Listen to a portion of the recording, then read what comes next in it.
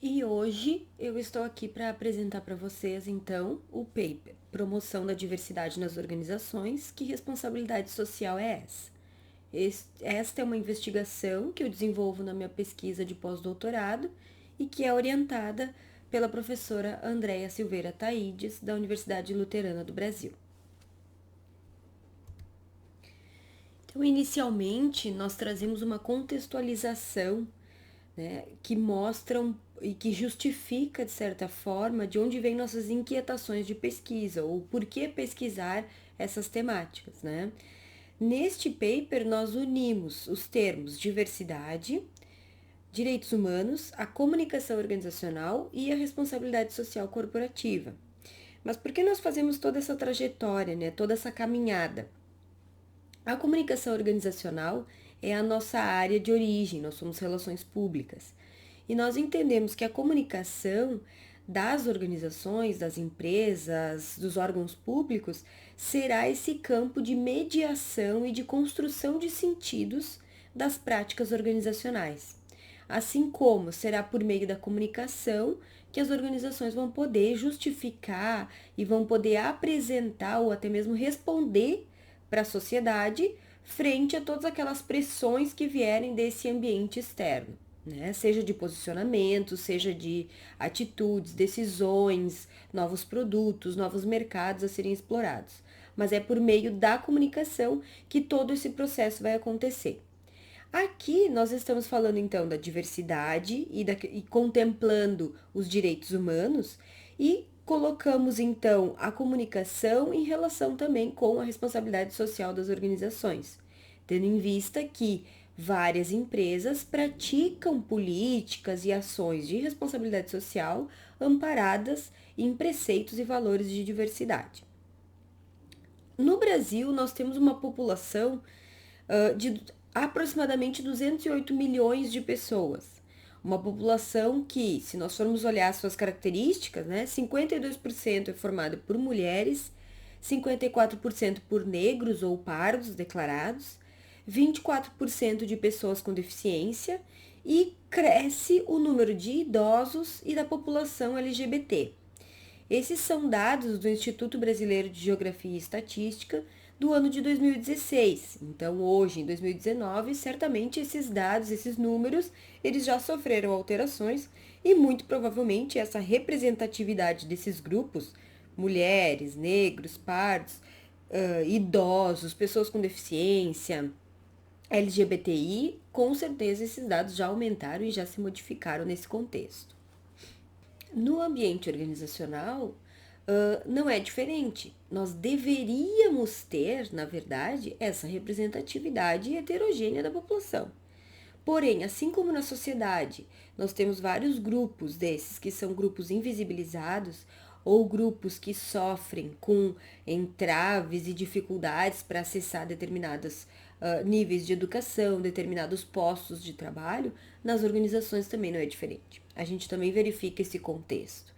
Né? Serrano, na sua tese de doutorado, diz que o ambiente organizacional é um ambiente masculino, branco e heterossexual, primordialmente, né? No Brasil, ela falando das organizações brasileiras, tá? Então, é nesse contexto que a gente vai tentar colocar essa nossa inquietação de pesquisa e questionar que responsabilidade social é essa se a gente está falando de diversidade nas organizações. A partir da década de 90, a gente tem no Brasil o início de vários grupos e da atuação de várias organizações não governamentais no intuito de amparar e orientar as empresas para as práticas de responsabilidade social corporativa, né? De atuar oferecendo ao mercado produtos e serviços de qualidade, oferecendo postos de trabalho, pagando seus impostos, mas também de ter uma atuação responsável no que se refere ao social ou ao ambiente social em que essa organização se insere, né?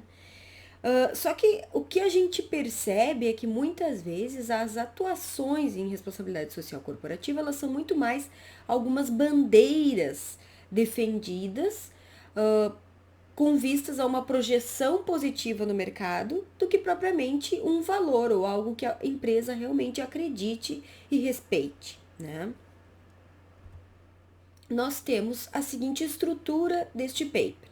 um problema de pesquisa. De que diversidade a gente está falando quando a gente fala de responsabilidade social das organizações?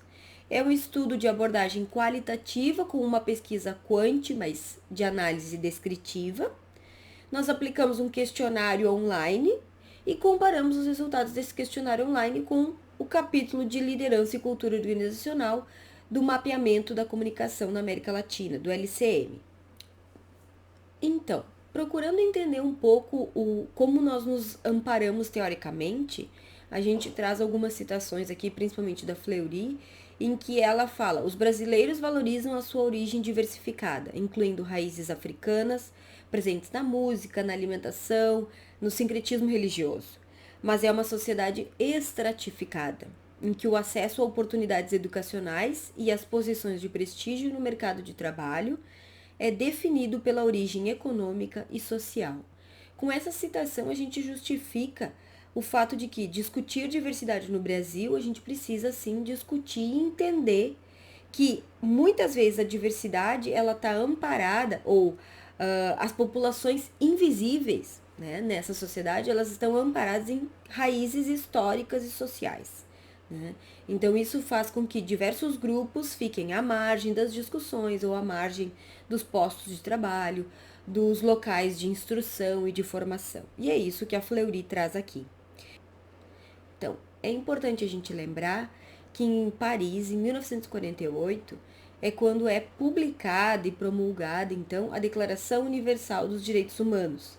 É um documento oficial que envolveu diversos países na sua assinatura, né, no pós-guerra, e que ele não é uma obrigação legal aos países, mas muitos países, ao também promulgarem os seus próprios documentos, as constituições, enfim, respeitam e de alguma forma contemplam aqueles direitos que estão estabelecidos lá na Declaração Universal dos Direitos Humanos. Né?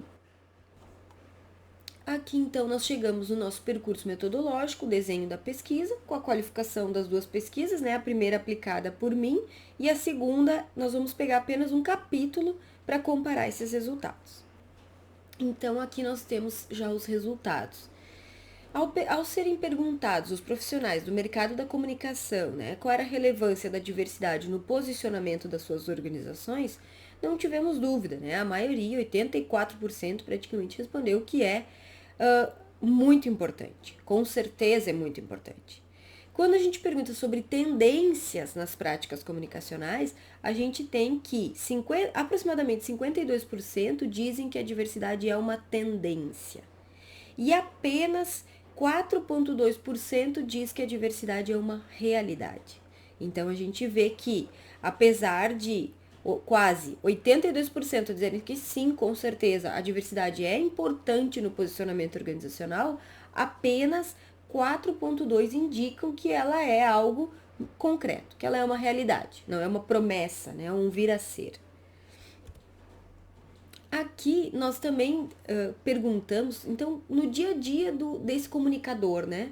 Quais eram os conhecimentos mobilizados nas suas estratégias, nos seus planejamentos. E para nossa surpresa, os conhecimentos mobilizados que têm uma relação maior, digamos assim, com a diversidade, né? Foram os conhecimentos que foram menos citados ou que estão nos índices mais baixos aqui deste gráfico, como por exemplo, acessibilidade na organização, empregabilidade de pessoas com deficiência. Esse foi um conhecimento que tem apenas 7,8% dos respondentes. Gênero, raça, religiões, 16,8%. Sociologia, dados e informações sociais, 20,4%. Isso foi o máximo que se conseguiu de respostas, então, nessa nossa pesquisa. Mas aí a gente se pergunta, até que ponto? Que tipo, então, de ações de comunicação, se a gente entende a comunicação como essa área meio, né? Que tipo de ações de comunicação, de estratégias de comunicação estão sendo colocadas em prática, se a gente está falando realmente de uma diversidade ou de uma responsabilidade social corporativa que nós entendemos que deva ser estratégica, né? Será que, na verdade, os comunicadores não estão apenas reproduzindo muitas práticas sem necessariamente aprofundá-las e questioná-las? É algum questionamento que esse gráfico nos mostrou. Aqui nós temos então o capítulo de liderança e cultura organizacional do LCM, que é muito importante a gente olhar aqui. A primeira informação que nós temos que é minha organização valoriza e pratica a diversidade e a inclusão. Essa afirmativa teve 66,4% dos respondentes, né, das respostas positivas. Vejamos que essa pesquisa é uma pesquisa que foi aplicada na América Latina, também com os profissionais da comunicação, e já no âmbito da América Latina. Mas a gente vê uma certa correspondência, pelo menos numérica, né? Aqui 66, praticamente 65, e lá nós tínhamos 83. Então nós temos uma correspondência alta de que as organizações sim valorizam a diversidade. E já partindo então para as nossas considerações finais, nós elencamos novamente os 3 principais temas aqui: diversidade, responsabilidade social corporativa e a comunicação, entendendo que a questão dos direitos humanos faz parte da diversidade, né? Mas a gente entendeu aqui pelo estudo que a diversidade precisa ser compreendida na sua complexidade, né? E ela precisa ser um valor estratégico do negócio. A responsabilidade social corporativa, ela também precisa contemplar esses aspectos do cerne do negócio, né, da alma da organização, para que ela seja muito mais do que uma mera bandeira para um mercado, mas seja assim um ideal a ser defendido por essa empresa. E que a comunicação consiga assim construir esses sentidos e os posicionamentos da organização no ambiente social, né? Que ela seja compreendida como esse caminho meio para estimular o diálogo, para estimular a transparência dessa empresa, para estimular a tolerância e até mesmo a formação de uma mentalidade mais consciente e mais coerente, né? Digamos assim, em termos de responsabilidade social e de diversidade de direitos humanos. Então, agradecemos a atenção de todos, deixamos aqui os nossos contatos, né? E aqui algumas referências utilizadas na apresentação e posteriormente no paper, então nós teremos todas as referências completas para que a gente possa continuar conversando e debatendo sobre o tema, tá bom? Muito obrigada!